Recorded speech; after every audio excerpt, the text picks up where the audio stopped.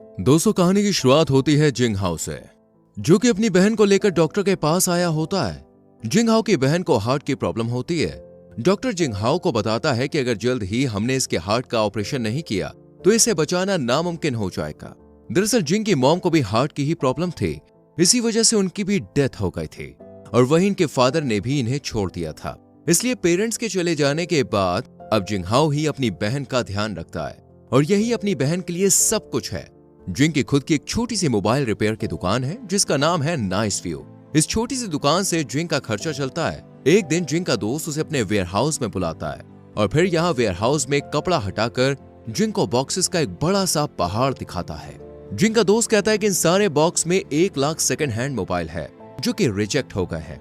इस वेयरहाउस का जो ओनर था वो अब जेल की सलाखों के पीछे है, इसलिए अब ये मोबाइल्स ऐसे ही कूड़े की तरह पड़े हैं। अगर तुम इन सारे मोबाइल्स को खरीदते हो तो तुम्हें ये सब 1 लाख यूनान में मिल जाएंगे, जिन्हें रिपेयर करके तुम इन्हें अच्छे दामों में बेच सकते हो। जिंग ये सुनने के बाद इस मौके को हाथ से जाने नहीं देना चाहता था, क्योंकि ये उसके लिए एक गोल्डन अपॉर्चुनिटी थी, क्योंकि उसे अपनी बहन के ऑपरेशन के लिए पैसों की जरूरत थी। पर पैसे न होने की वजह से वो फिलहाल एक मोबाइल को ले लेता है और अपने घर चला जाता है और इस मोबाइल को रिपेयर करने की कोशिश करता है और फाइनली मोबाइल ठीक हो जाता है। ये देखकर अगली सुबह जिंग बैंक जाता है, क्योंकि उसे ये सारे फोन खरीदने थे, लेकिन उसके पास पैसे नहीं थे, इसलिए वो बैंक से लोन ले लेता है। इसके बाद बैंक से जिंग एक सेकंड हैंड मोबाइल की शॉप पर जाता है और उसे अपना फोन जो कि उसने रिपेयर किया था वो दिखाता है। मोबाइल काफी अच्छी कंडीशन में था। जिंग इस शॉपकीपर से कहता है कि मेरे पास ऐसे बहुत से मोबाइल हैं, हम इन्हें बेचकर काफी अच्छे पैसे कमा सकते हैं। और फिर दोनों में डील फाइनल हो जाती है, जहां जिंग सभी मोबाइल्स के पैसों को कैलकुलेट करता है और उसे पता चलता है कि सारे मोबाइल से उसे 10 लाख यूनान का प्रॉफिट होगा, यानी वो अपनी बहन का ऑपरेशन भी करवा सकता है और इतने पैसों में उसकी लाइफ भी एकदम बढ़िया हो जाएगी। बस फिर क्या था, जिंग सभी मोबाइल रिपेयर करने लग जाता है। अभी वो 7-8 ही मोबाइल रिपेयर कर पाया था कि इस देश की सरकार ऐलान कर देती है कि ना तो कोई सेकंड हैंड मोबाइल खरीदेगा और ना ही इन्हें बेचा जाएगा और अब ऐसा करना अपराध माना जाएगा। ये सुनने के बाद जिंग फिर भी इन मोबाइल्स को लेकर उसी शॉप पर जाता है, जिसका ओनर उसे बताता है कि अब इन मोबाइल्स को हम नहीं खरीद सकते, यानी अब जिंग के पास जितने भी मोबाइल थे वो सब बेकार हो गए थे। ये देखकर जिंग काफी परेशान हो जाता है, इसलिए वो उस कंपनी में जाता है जिस कंपनी के ये सभी फोन थे। जिंग इस कंपनी के मैनेजर से मिलता है और कहता है कि मैं जानता हूं सेकंड हैंड फोन्स को खरीदना और बेचना अब इलीगल है, लेकिन मेरे पास तुम्हारी कंपनी के बहुत सारे फोन हैं जिनके पार्ट्स निकालकर दूसरे देशों में बेच सकते हैं और अच्छा प्रॉफिट कमा सकते हैं। इस पर मैनेजर कहता है कि ऐसा नहीं हो सकता, क्योंकि पहले इन पार्ट्स का क्वालिटी टेस्ट किया जाएगा, जिसमें सभी पार्ट्स फेल हो जाएंगे। इस पर जिंग कहता है कि मुझे अपने आप पर पूरा भरोसा है, मैं इन पार्ट्स को बहुत ही सेफ्टी से निकालूंगा, जिससे वो क्वालिटी चेक में आसानी से पास हो जाएंगे। इस पर मैनेजर कहता है ठीक है, अगर ये क्वालिटी चेक में पास हो गए तो फिर हम देखेंगे।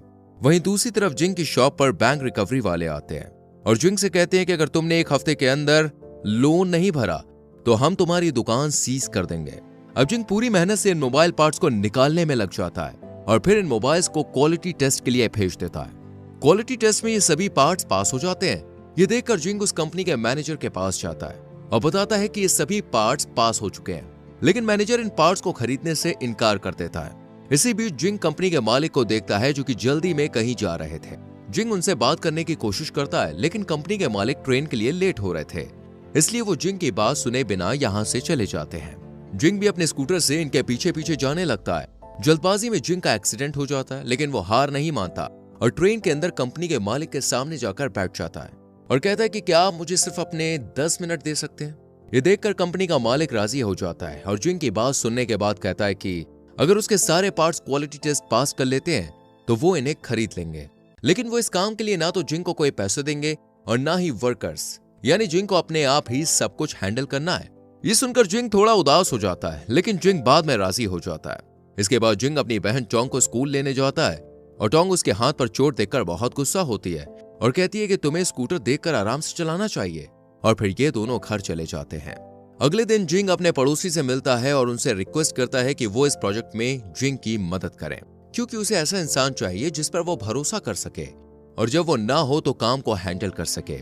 जिंग का पड़ोसी कहता है कि जो तुम करने जा रहे हो ये बहुत ही रिस्की है, इससे तुम अपना सब कुछ खो सकते हो। जिंग कहता है कि टोंग के ऑपरेशन के लिए सिर्फ मेरे पास 1 साल है, मुझे पैसे इकट्ठे करने हैं जो कि किसी भी छोटे मोटे काम से नहीं हो पाएंगे, इसलिए ये मुझे करना ही होगा। इस पर ये राजी हो जाते हैं। अब जिंग को एक टीम की और एक बड़ी सी जगह की जरूरत थी ताकि वो इन मोबाइल को वहां रिपेयर कर सके, लेकिन जिंग के पास तो पैसे नहीं थे। वहीं अब उसके पास जो दुकान थी वो भी अब उसकी नहीं थी, क्योंकि लोन न भरने की वजह से बैंक ये सीज कर लेती है। जिंग की कंडीशन बहुत बुरी हो जाती है। उसे पैसों के लिए अपना स्कूटर भी बेचना पड़ता है।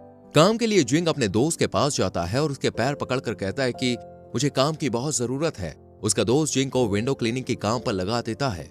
अब जिंग हवा में लटक कर इन बड़े बड़े ग्लासेस को साफ करता है। वहीं एक जगह रेंट पर भी ले लेता है ताकि यहाँ वो सभी मोबाइल पार्ट्स को निकाल सके।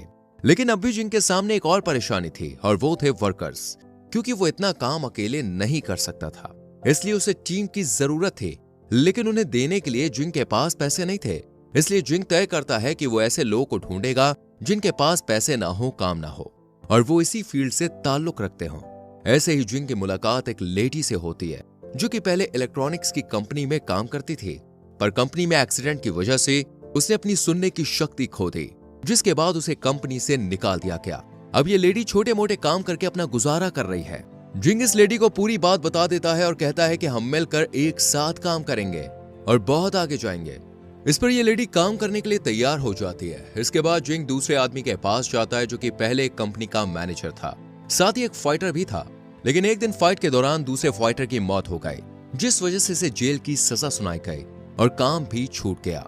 अब वो जेल से बाहर तो आ गया, लेकिन उसके पास करने के लिए कोई काम नहीं है।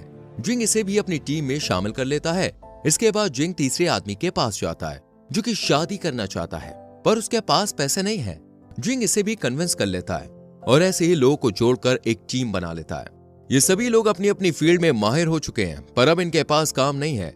ये सब यहाँ पर दिन रात काम करते हैं, बहुत मेहनत करते हैं और इनकी कंपनी का नाम होता है नाइस व्यू। जिंग भी बहुत मेहनत करता है क्योंकि उसे अपनी बहन का ऑपरेशन करवाना है, इसलिए जिंग पैसा इकट्ठा करने के लिए दिन में विंडो क्लीनिंग का काम करता है और रात में मोबाइल पार्ट्स निकालता है। ऐसे ही सब चलता रहता है। एक दिन जिंग अपनी बहन के साथ उसी आदमी की शादी में जाता है जो कि शादी करना चाहता था।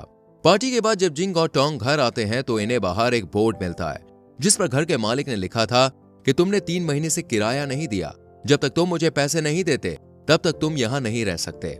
जिंग ये देखकर बहुत परेशान हो जाता है क्योंकि उसके पास रहने के लिए कोई दूसरी जगह नहीं थी, इसलिए वो अपनी फैक्ट्री में आ जाता है जहाँ ये लोग मोबाइल का काम करते थे। जिंग टोंग के लिए यहाँ बॉक्स से बेड बनाता है, लेकिन जिंग को ये सब देखकर काफी बुरा लगता है क्योंकि वो अपनी बहन को बीमार होने के बाद भी इन हालातों में रख रहा है, पर वो कुछ कर नहीं पाता। पैसा ना होने की वजह से जिंग इस फैक्ट्री का किराया भी नहीं दे पा रहा था और एक दिन इस फैक्ट्री का मालिक कहता है कि अगर तुमने 1 हफ्ते में किराया नहीं दिया तो तुम्हें ये जगह खाली करनी पड़ेगी। ये सुनकर जिंग कंपनी के मैनेजर के पास जाता है और उससे कुछ पैसे मांगता है, पर मैनेजर कहता है कि हमारे बॉस ने पहले ही तुम्हें सब कुछ बता दिया था, इसलिए तुम्हें पैसे नहीं मिलेंगे। इससे जिंग और ज्यादा परेशान हो जाता है और जो लोग इसके पास काम करने आते हैं उनसे कहता है कि मैंने तुम्हें आज तक 1 भी रुपया नहीं दिया और आगे भी कुछ नहीं पता, बस एक सपना है, जुनून है आगे बढ़ने का और अब तो हमें यह फैक्ट्री भी खाली करनी पड़ेगी।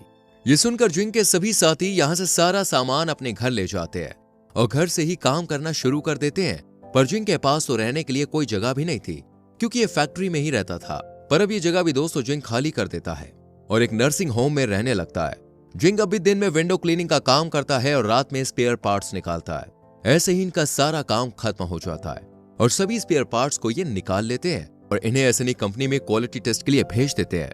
कुछ दिनों के बाद इन्हें इस कंपनी में बुलाया जाता है। यहाँ कंपनी का मालिक कहता है कि हमने उन स्पेयर पार्ट्स को क्वालिटी टेस्ट के लिए भेजा था और वो पास भी हो गए, इसलिए मैं तुम्हें 2 साल का कॉन्ट्रैक्ट देना चाहता हूँ। ये सुनकर जिंग और सभी साथी बहुत खुश होते हैं। जिंग के पास अब पैसे भी आने लगते हैं और वो अपनी बहन का ऑपरेशन भी करवा लेता है। ऐसे ही 6 साल बीत जाते हैं।